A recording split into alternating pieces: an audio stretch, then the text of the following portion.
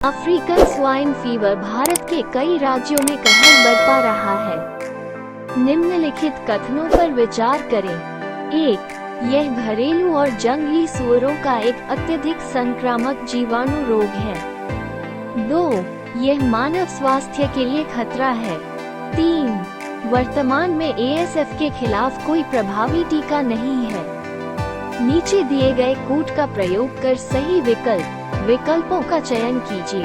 A केवल 3, B 1 और 3, C 2 और 3, D 1, 2 और 3।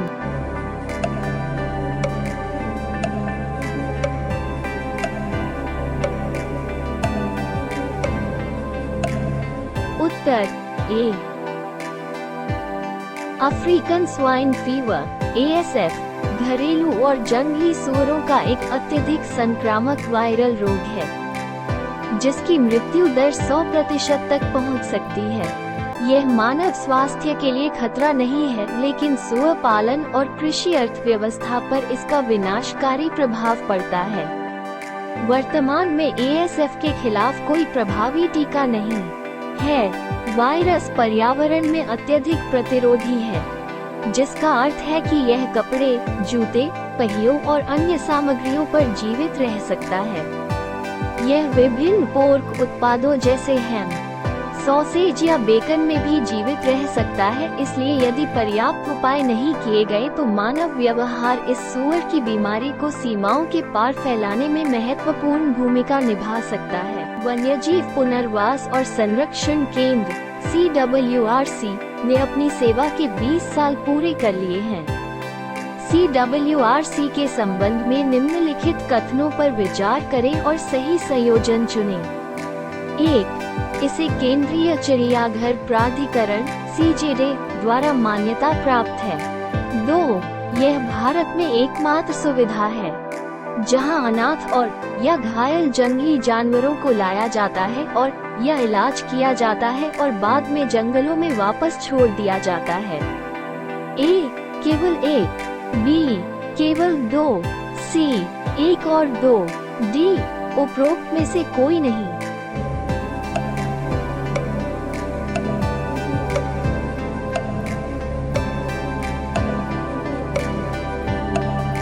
उत्तर C।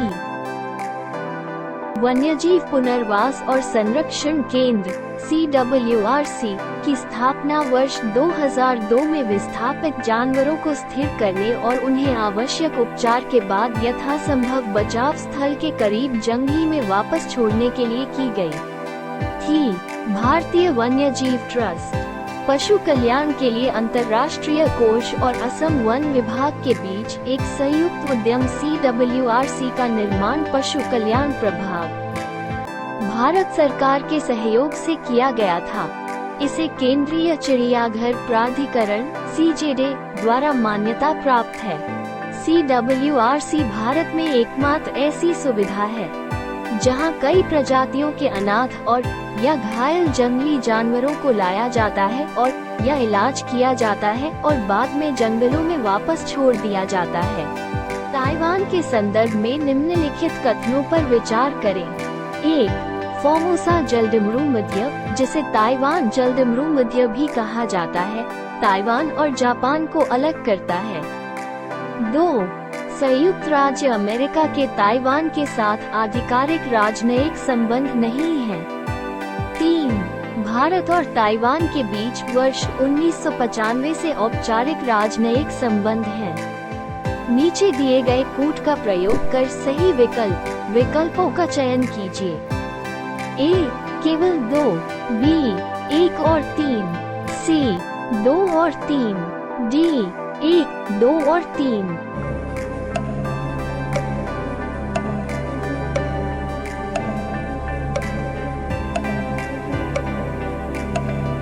Uttar A। Taiwan जलडमरूमध्य Taiwan और मुख्य भूमि चीन को अलग करने वाली 180 किलोमीटर लगभग चौड़ी जलडमरूमध्य है। इसे फॉर्मोसा जलडमरूमध्य के नाम से भी जाना जाता है। संपूर्ण जलडमरूमध्य एशियाई महाद्वीपीय शेल्फ पर स्थित है और वर्तमान में दक्षिण चीन सागर का हिस्सा है, जो उत्तर में पूर्वी चीन सागर से जुड़ता है। भारत और ताइवान के बीच औपचारिक राजनयिक संबंध नहीं है, लेकिन वर्ष 1995 के बाद से दोनों पक्षों ने एक दूसरे की राजधानियों में वास्तविक दूतावासों के रूप में कार्य करते हुए प्रतिनिधि कार्यालय बनाए रखा है। वर्ष 1949 से भारत ने एक चीन नीति को स्वीकार किया है, जो ताइवान और तिब्बत को चीन के हिस्से के रूप में स्वीकार करती है। अमेरिका के ताइवान के साथ आधिकारिक राजनयिक संबंध नहीं है, लेकिन वह अमेरिकी कानून ताइवान संबंध अधिनियम 1979 द्वारा द्वीप को अपनी रक्षा के लिए साधन प्रदान करने के लिए बाध्य है। पेन+ रणनीति हाल ही में चर्चा में किससे संबंधित है? ए. वैक्सीन विकास के लिए वैश्विक पहल।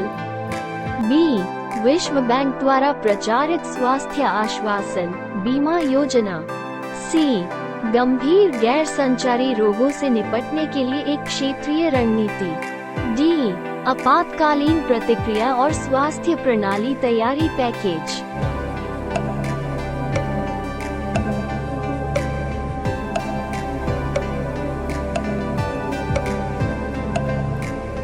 उत्तर सी. पेन+ रणनीति पहले स्तर की रेफरल स्वास्थ्य सुविधाओं में गंभीर गैर संचारी रोगों को दूर करने के लिए एक क्षेत्रीय रणनीति है। रणनीति का उद्देश्य पुराने और गंभीर NCD वाले रोगियों के उपचार और देखभाल में पहुंच के अंतर को कम करना है। लाइबेरिया, मलावी और रवांडा में इसे सफलतापूर्वक लागू और बढ़ाया गया है। इन देशों में सेवाओं तक पहुंचने वाले रोगियों की संख्या में उल्लेखनीय सुधार हुआ है। हाल ही में अफ्रीका ने गंभीर गैर संचारी रोगों NCD के निदान, उपचार और देखभाल तक पहुंच बढ़ाने के लिए इस रणनीति को अपनाया है। फेलिक्स हॉफोएट-बोगेन शांति पुरस्कार के संबंध में निम्नलिखित कथनों पर विचार करें। 1. यह पुरस्कार संयुक्त राष्ट्र विकास कार्यक्रम UNDP द्वारा दिया जाता है। 2. पूर्व जर्मन चांसलर एंजेला मार्केल ने वर्ष 2022 का पुरस्कार जीता है। नीचे दिए गए कूट का प्रयोग कर सही कथनों का चयन कीजिए। ए. केवल 1, बी. केवल 2, सी. 1 और 2, डी. उपरोक्त में से कोई नहीं।